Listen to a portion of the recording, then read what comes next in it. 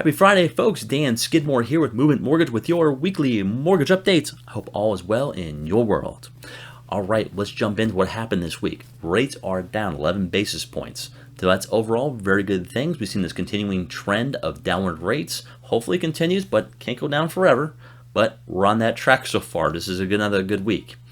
Now, perspective, this is down 71 basis points from last year at this time. And again, rule of thumb is if it's down about 1%, it's about 10% buying power for your clients.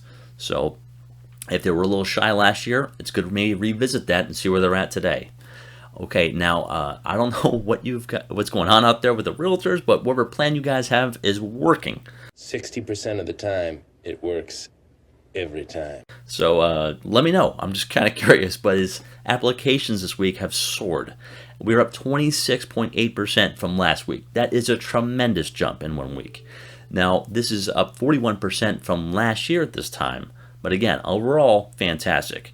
Now, on the refinances, we saw huge jumps. We're up 47%. That's in 1 week. 47% increase in 1 week. That's huge. We're going to have to go right to ludicrous speed. And that's up 97% from last year. It's huge. So the idea of the rates going lower, hopefully, it sounds like it's definitely catching on at this point. Now, on the purchase side, the last 4 or 5 weeks, we saw like 1%, 0.5%. This week, 10%. So great job out there. I'm curious what you guys are doing to make this all work, but nonetheless, 10% increase from last week, and this is up 10% from last year also at this time. So fantastic things going on. All right, now we've talked a bit before about the Feds are doing. All of this is just kind of background right now. So let's jump into the mortgage news. We're going to highlight a few things here. All right, one is on FHA. FHA, there's going to be a bill that's going to the House, and this is basically going to work. Main thing to take away from this is FHA mortgage insurance. Now, if you're not familiar with mortgage insurance, there's basically two main types. There's private mortgage insurance, which is by a private company, and there's FHA mortgage insurance, which is set by the government. They're very different. Now, the FHA mortgage insurance currently you cannot get rid of, despite your loan to value. It's there forever if you get an FHA loan today.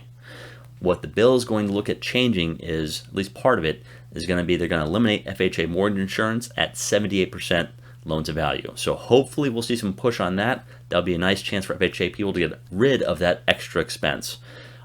It's probably not going to be retroactive, but we'll see how it ends up. But anyway, something to at least know of for the time being.